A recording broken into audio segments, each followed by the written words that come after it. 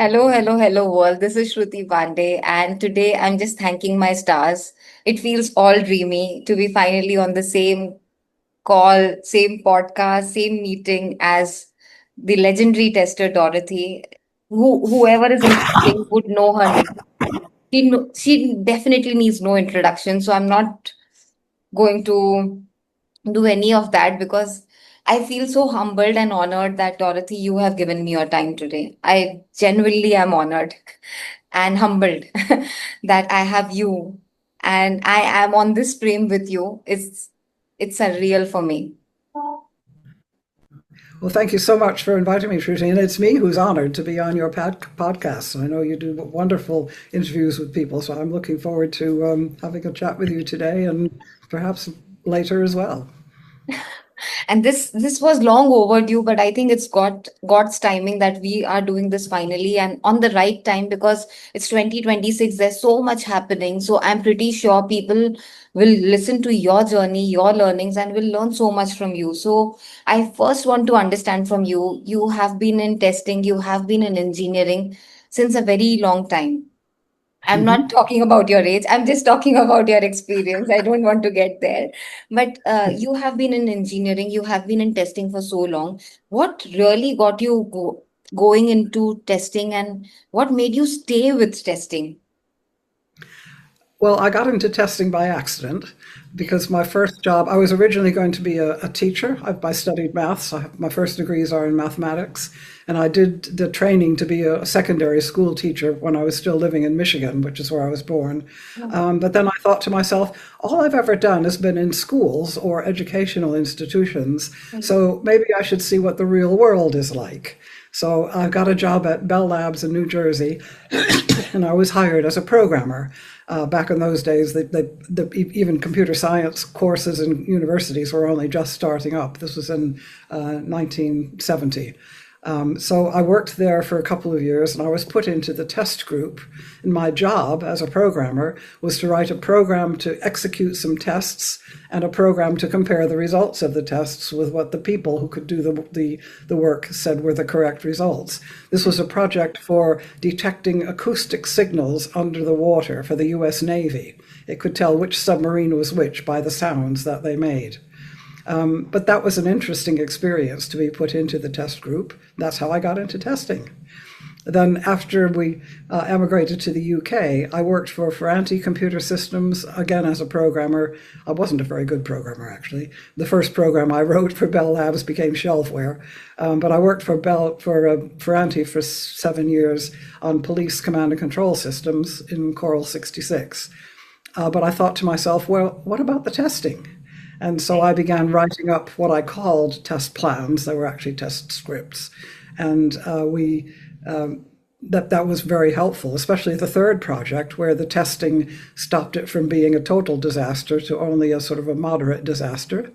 And then I became self-employed when my daughter arrived, and I continued to work for NCC as a self-employed person and began writing training material for them. I had left Ferranti to go to NCC because they wanted someone to do training. I thought, well, wanting to be a teacher, that sounded like a thing I would like to do.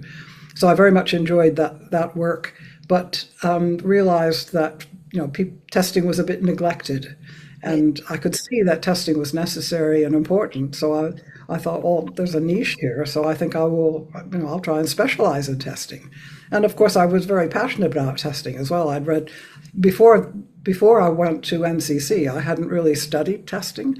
But then when they asked me to write a course about testing, I got all the books I could find. I got lots of articles and things like that, all on paper, of course. This is way before the internet.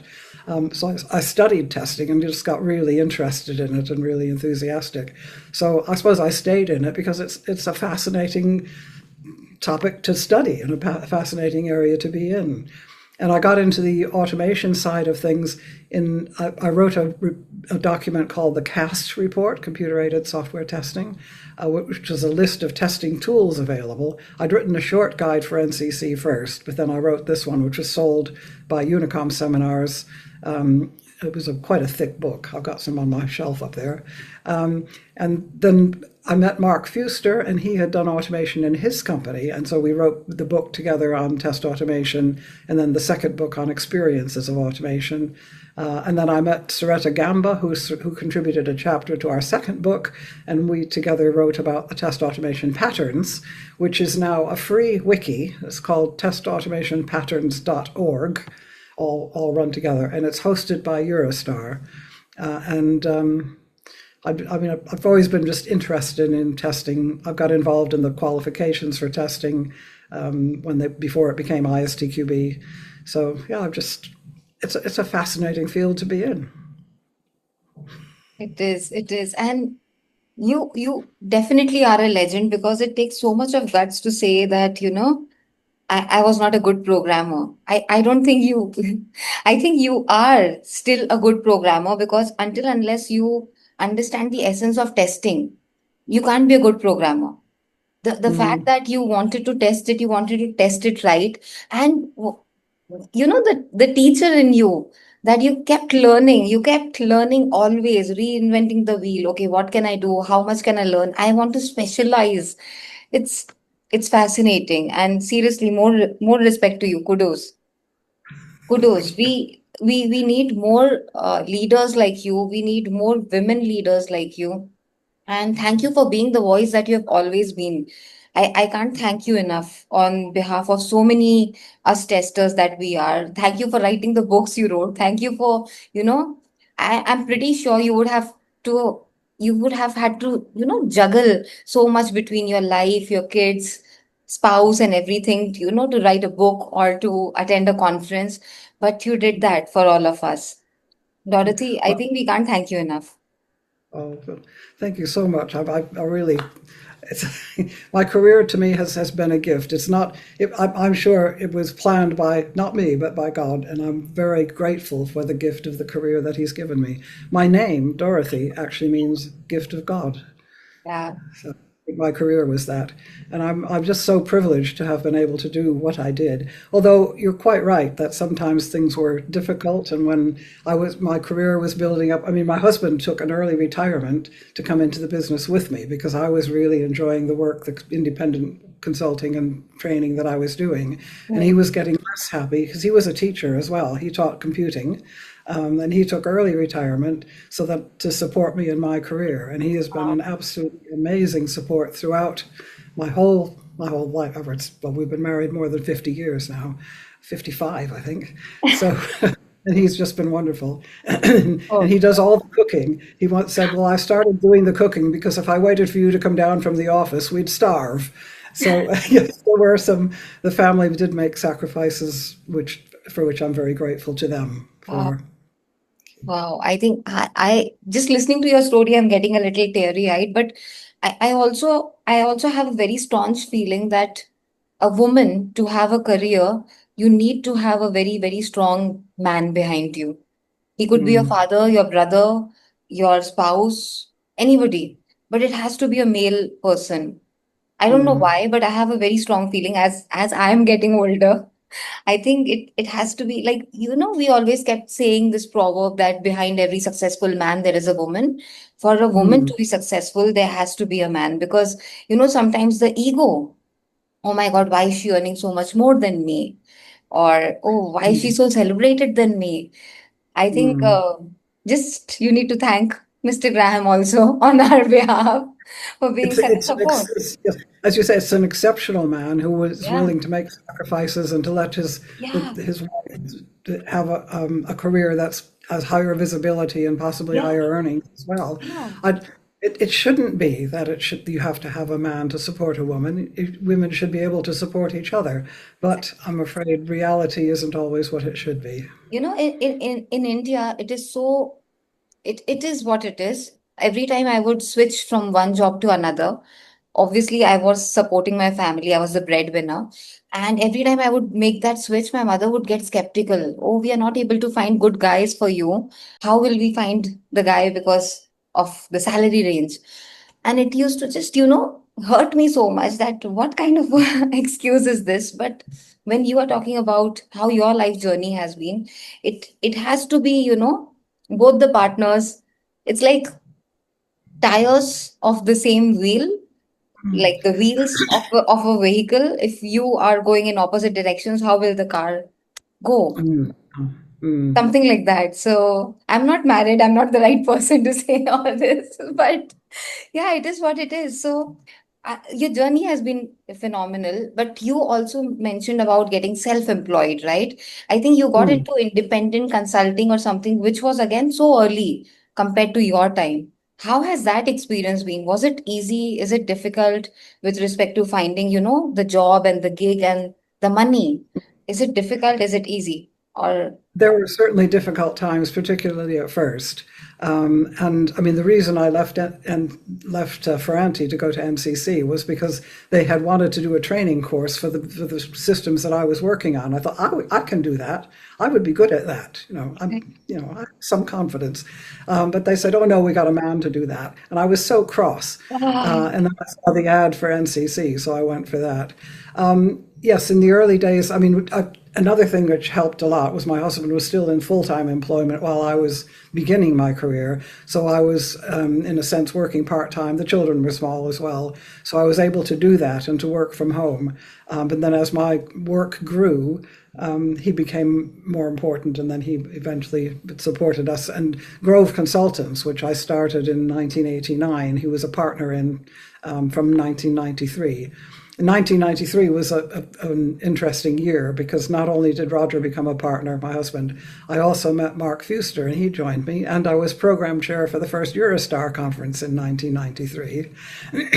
And EuroStar was a really exciting thing to have been involved in right from the start. yeah, But I spent so much time on organizing the first conference because it was underwritten by people in the States. And this was right, before phone calls were really expensive. There right. was no email. Fax, I got a fax machine. But I spent so much time on the conference that I didn't do any marketing of my own, training and consultancy, and had no work for 3 months. Oh, Mark told me later that if it had gone on for another month, he would have left. But then the work, after the conference, I then started doing proper marketing. I would speak at events like seminars, whether I was paid or not, just as a way of getting exposure. And then if people heard me speak, my most popular talk back then was called "Test is a Four-Letter Word," and I had some psychology in there. I try always to, not just sort of educate but entertain at the same time because I think people like to be amused. And so, but eventually then the work began coming. But it is difficult when you're working for yourself because either you have too much work and you don't know how you're going to fit it in, or yeah, you don't have enough work and you wonder how you're going to pay the mortgage.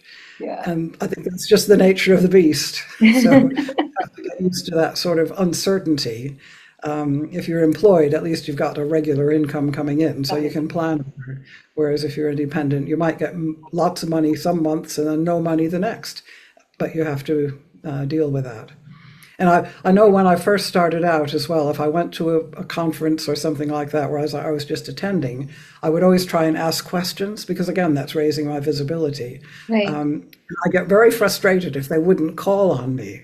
They would call on the men and they wouldn't call on me. I got very annoyed about that. right, But then if I was speaking myself, then I would redress the balance and people asking me questions. right. So yeah, there were struggles, but it was quite a journey. And when I look back at my career now, I'm just amazed at where I've been, and so thankful that I've been given this career. And I think I'm convinced that this was my calling, and that my purpose in life is to help people and to help people in software testing. And if I've been able to do that, then thank you. Wow. I can't believe you just said that, because the one thing that sometimes I get jealous of people is when they find their purpose, their calling. It's so important. Sometimes you lead your entire life and you don't know what your purpose Mm, was, why you were here. But when you know and you've done everything in your capacity and capability, at least you've lived a good life, right? You knew, okay, I tried everything, God. I've done everything in my strength. So, I have actually two questions here. One, mm, definitely, I want to understand your experiences about Eurostar. But before that, I also, you you want me to ask this from you. I feel like, there's this gender thing which happens. And I have asked this to a couple of other testers also. And I have faced this myself because sometimes in the testing teams, I would be the only female, be Hmm. it automation, be it testing, whatever you call it, solutions, everything. You'll be the only female. And like you mentioned a couple of times, how you were replaced for, there has to be a man to test this. How did you handle those situations, Dorothy? How? Because it feels so bad when something like that happens. Sometimes a man just feels like, oh, I am a man. I have the authority to just yell at you. It could be something as simple as that, right? And it could be no fault of yours, nothing. You're just doing your work, Hmm. right? And it could just Yeah. hit his ego, maybe just Hmm. that.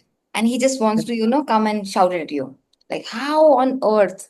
So I'm pretty sure things would have happened your way also, don't though I don't want them to be, but you mentioned a couple of times. So how did you handle those situations? Before I forget, there's a really good book that I think all women should read, all Okay. women in tech especially. It's called The Confidence Code. It's by a Okay. lady called Katty Kay, Kay, and one other. In fact, I should have, it's in my bookcase somewhere. But that really, it shows how different men and women are in terms of confidence by the way they're brought up, gender, the way women are almost trained to be subservient in some ways, and men are trained to be dominant. Yeah. But a lot of practical advice about how to be assertive. Women don't need to be aggressive, but they do need to be assertive. I Yeah. know the first job I had at Bell Labs, I was the only woman in the group. And I just felt all the time I had to fight for my position, I had to justify myself. Yeah. The second job I had at Ferranti was different because the people were different, and I suppose the British culture was different to American culture. And I was the only woman in the group, but I was just accepted as one of the lads. That's sort of how it felt, and it was a really good team, the team I worked with in Ferranti, and we had a lot of fun together, and it was really good. And later on in Grove Consultants as well. I mean, I was the senior partner with that, and we had it was mainly men. There was one woman who joined us for a while, but again, it was just a really good group of people, and culture comes into it, but. Yeah. Yeah, I don't know really. I've had a lot of different experiences. I just get very annoyed, I suppose, at some things. So just annoyed, and but how did you handle it? I mean, did you confront them? Can you do anything about it? Or just you look at your Um, work? How do yeah, you, well, I'll just give you one example of it. One of the please, very first consulting assignments I did, please. there was someone. There was a review meeting, and I was teaching them inspection. And one Okay. of the things with inspection is it's not supposed to be personal. The criticism is meant to be constructive. Right. And this one guy was very aggressive, and he would anyone he said, oh, you can't program you're really bad. He was all the time doing exactly what he wasn't supposed to do. Right. And I thought, how on earth, I couldn't let this go. But I don't like confrontation personally. I Okay. find it hard to do that. But I finally realized he was on all the time about the standards. This isn't following the standards. Well, the other guys were writing 5 times more code than he was. His code was as in his eyes perfect, but Okay. everyone else was a lot more productive. And so the way in, I said, I see that you're very keen on standards. Oh yes, I'm very keen on standards. I said, well, standards for behavior in inspection meetings are that you don't do any personal attacks on other people. And I could I could see that sort of got through to him. Yeah. And so that was but there's a thing called pull style and push style. Yeah. And push style is telling people something. Pull style is asking questions. Yeah. And if I'm trying to influence somebody, if you ask questions and Right. there's some common ground, and then maybe Right. just by asking the questions, get them to think about things. Right. That's a better way of influencing people than just telling them you're wrong, you shouldn't do this, whether it's something technical or something behavioral. Dorothy, Sometimes, sometimes I've been successful, sometimes I haven't. I I want to ask you something, but I don't want to offend you and I don't want to make it very personal. But do you think when situations like this, or I don't know, when when you mentioned that there's always a constant fight for your position, it's not your fault, it's just the culture, it's just the people. It could be anywhere, it could be our house, it could be our workplace. Do you think such episodes also lead to creation of cancer in one's body? Like, I don't want to offend you, but I genuinely want to ask you, do you think all these things also pile up and create cancer in one's body? Or I don't know. just any disease for that matter?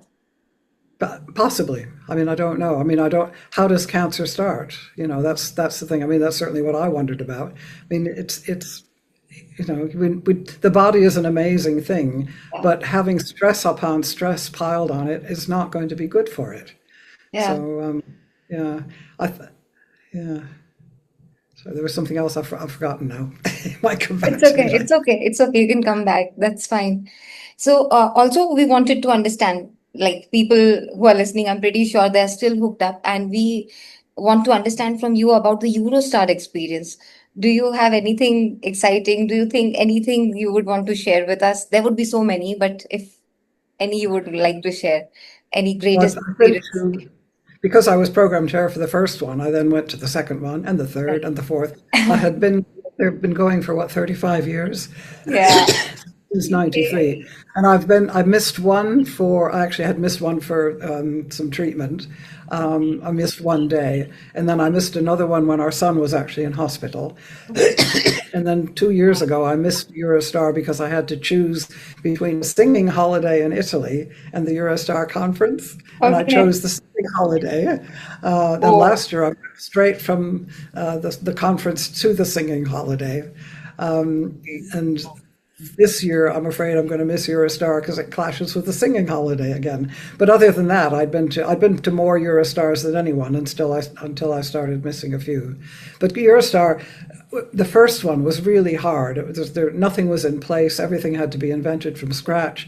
Coordinating across the Atlantic Ocean was difficult. The yeah. people on the other side often weren't available. There were misunderstandings, and it was quite a fraught time in a way.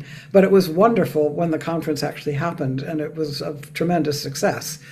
We only had about 300 people at the first conference, but it was the very first testing conference in Europe, because I'd been to my first testing conference in the States in 1991, and it was just a wonderful experience for me. So Eurostar was, and every conference has just been amazing. I just love the Eurostar conferences. Now, when I was program chair the second time in 2009, it was so much easier because the Eurostar team have everything organized and it runs like clockwork, and you have Yeah. your role, tell you what to do. They give you a spreadsheet with what you have to do when, and it's just so supportive and so Right. uh, that was a really great experience. The Eurostar team, I mean, they provide so much stuff for free with the huddle.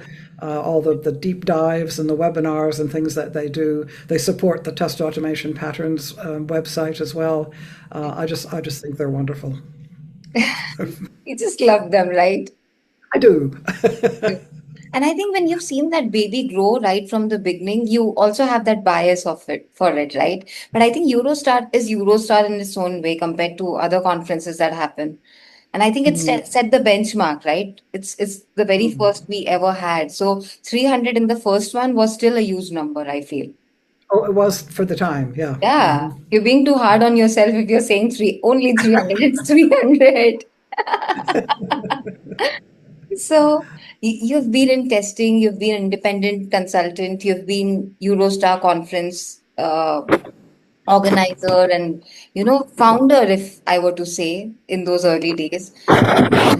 You've been married, you have kids, you are taking care of all of these things. Life's been good. Um, what do you feel about, how do I put this? There's so much happening with respect to just the constant fear of job layoff. So if there Mm, is a job, there is layoff, there's that. Independent consulting has its own fear, but there's also the advent of AI. So what do you mm. think happens to testing jobs with all of this happening? Yeah, it's interesting because I've recently found an old magazine that was published in the 60s, I think, and Oh, the headline says "Computers as Poison." And the oh, point they're making is that computers are coming in and they're going to take all our jobs, and we're not going to, yeah. And I've also lived through when test automation tools came in the Yes. 90s, and Yes. exactly the same thing. Oh no, the test Automation. automation tools are coming. It's going to solve all our testing problems. It's going to take our jobs, and managers will think they won't need testers anymore. Yeah. And now with AI, and what are people saying? Oh, it's going to solve all our problems. Oh, it's going to take all of our jobs. Managers will think they don't need people anymore. And, I mean, back then, the testing tools, people think that they can do all the testing, and they can't. People think AI can do everything. Well, it can't. I mean, eventually, the test automation tools became useful, although I think it's a shame that testers have become test automation is not a skill of a tester. It's a different skill, and the Yeah. skills of testers have sort of Yeah. gone by the wayside. I've always been against this idea that the only good tester is one who can write automation code. A good tester is one who can think, has a critical facilities. Sorry, I'm getting off on a tangent No, here. no, no, no, no. You're absolutely right. Please go ahead. And the thing is with AI as well. I mean, I think AI can do amazing things. The sorts of things it can do, like the protein folding that it's done, being able to read radiology scans without getting tired and distracted. Things that are boring for people to do. I mean, that's the thing with computers, with testing tools, and now with AI. Things that people find difficult to do can be done by computers. AI is just a massive step up in computing power. But I know it can be very useful, but only when the area that it's doing is self-contained, I think, or restricted. Whereas the large language models like ChatGPT, they have access to their training data is the whole of the internet. Yeah. And there's an awful lot of rubbish in the whole of the internet. There's a lot of bias, there's a lot of misinformation, and I think the large language models are not dependable. They're not reliable. I don't trust them. I don't use them. I try to avoid them as much Mhm. as I can. Not to mention all of the electricity and all of the water that they consume. And Yes. the people have invested so much into it, and you know, Yeah. self-driving cars. Yeah. I could see that could be useful, but only if it was really safe. I think you put it beautifully, and I also feel AI is like a toy, and it could be only used well if it's in safe hands. Yes, yeah. But The thing is, there's real opportunity for yeah, testers now, because if the AI is not reliable, who's going to say whether the AI is right or not? You don't want an AI to say, "Oh yes, of course I'm right." Yeah, you'd believe that. yeah, We need to use the critical facilities that really good testing is of an analyzing things and assessing things and asking, well, what if it isn't or what could go wrong? That's what's needed now in the AI field, and that's what testers are. absolutely. I mean, AI can do everything, but it can't have that human intent of testing something right, right? Like, is this right? Is this for the good? Is this for the betterment? Like, it's this time when you are even more of a superhero now as a tester. You definitely have to save the world. So, quite right. And can you also name one catastrophic change which you think was very catastrophic for engineering in engineering from the 60s or 70s until now? Not the AI, but anything which you feel is very catastrophic. Yeah. Well, I can't really talk about engineering in general, but I can talk about testing. Yeah, And I yeah, think, absolutely. yeah, there are two things really that I think were not good for the testing world. And one was the sort of the division that occurred with people having like different schools of thought, the context driven, which I mean, I totally agree with everything that they say. We heard the first talk that Kem Kainer did at a conference in one of the STAR conferences about context driven. And everyone there was saying, oh, this is amazing. And we were thinking, well, doesn't everybody take context into account? And there was a sort of misunderstanding between sort of UK culture and American culture that Yeah, context was important. But then it became almost like a religion. And then the qualifications for testing when ISTQB became very big very yeah, quickly. And again, people would say, when we first wrote the foundation level syllabus, and I Right. was involved in doing that, Yeah. it was basically before that there was the thought that you didn't need to know anything to be a tester. Anyone could test. Yeah. Well, no, that's not true. There's a lot to testing. I mean, Exactly. I've been reading these books and things like that. So we wanted to remove the bottom layer of ignorance about what testing actually is. But taking a 3-day course or taking a 1-hour exam does not make you an expert. It does not make you a good tester. But some people who shouldn't have been doing this were claiming that it did. Now you are an expert tester. Now you can, it may help you to get a job on the initial level, but it is not, what makes you a good tester is whether you can take things beyond an initial level and go further and keep learning all your life. So that then gave, because people were over claiming for the benefits, that meant people were saying, no, no, that's wrong, correctly. Certification is rubbish. Certification is evil. So people got way too far the other way. And that created a real division Yeah. between, which is in a way still there. And that's one thing which I think was not good for testing. It's a It's shame because unnecessary. It's a everyone, shame. It's uh, unnecessary. you want to gather widely. You want to get ideas from everywhere and not say, no, I'm only not looking at that. I'm not looking at that. Polarization is not the answer. You want to spread the net wide.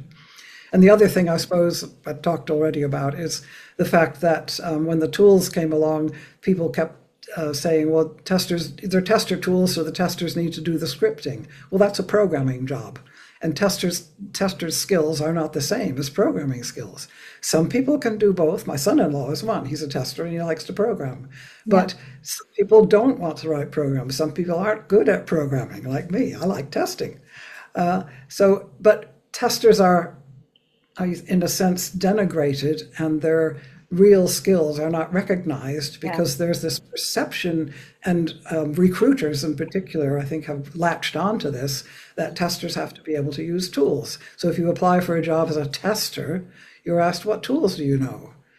Well, that's irrelevant. And also, if you might be a tool user, but you don't need to write scripts in order to use a tool. You can have someone who specializes on the technical side, and the tool doesn't think about what to test. The tool doesn't think what are the weaknesses here. Even AI, which goes some way towards Exactly. thinking of those things, and it will help if it's used well, if it's used wisely, if it has the guardrails in place, if it has the oversight of human beings. Yeah. And with respect to tools, also sometimes feel guilty because I have worked with a couple of startups which, made these tools. But when they market or when internally also they would talk, they are going to sell tools to testers, but they never called it testers. They called it developers. And I would feel so bad because I am a tester. I understand that already testers are so neglected as a field, as a person, as a line of business. And then when you're trying to sell a tool, go to your client and you're like, oh, this is for the developers. A tester is going to use this is not going to be used by a developer, right? You're making this for a tester. Why do you feel such a shame in calling it out a tester tool? And I think the whole idea should just change. Sometimes people just use testers in the name of creating these tools. There's so weird kind of marketing. Sometimes I just refrain myself from, from getting into all this stuff because sometimes I feel, what if this really is going to cost jobs of testers, right? Buying a license of XYZ tool is going to take away a person's job. What if that happens? Because we are living in crazy times. When some of the tools were made, it wouldn't have happened that way. But now the jobs are tight, the market is tight, money is tight. You just never know what happens, what kind of a craziness happens. So, I genuinely want to thank you for talking about, you know, touching upon on all the topics which need to be heard at this hour, at this moment. And coming from you, it means a lot. People will hear, people will understand, people will resonate. The thing is that what the tools should be doing is taking away the things which are boring to do Exactly. and freeing up people to do things that can only be done by people. And People. there are just as the testing tools never replaced people, people's jobs changed. Exactly. But AI the same. It will replace some jobs, but it should free people to do more creative things and to do more of the things which are more important. Will bring more value. It can do the tedious stuff. Computers can always do tedious stuff, but don't have any If original if thoughts. only people started thinking that way, right? Mm. If only people started thinking that way, then we cannot go about schooling everyone, right? We need a teacher like you. We still need a teacher like you who goes and tells people that this is how it should be and this is how it should be done. There's still so much from you we are asking as a community, Dorothy. And I know it's not easy for you at the age that you are in, but still you have done so much for everybody, for all of Well, us. I'm so happy to have had this opportunity to chat with you. You certainly are a very good question asker and interviewer, and it's been a privilege to be on your show, on your podcast. Thank you for Can't having me. thank you enough. I can't thank you enough. And I'm not going to, bug you up with more questions because you have answered so many hard-hitting questions already. This has been one hell of a ride, one hell of a conversation, and I genuinely can't thank you enough. Thank you. Thank you.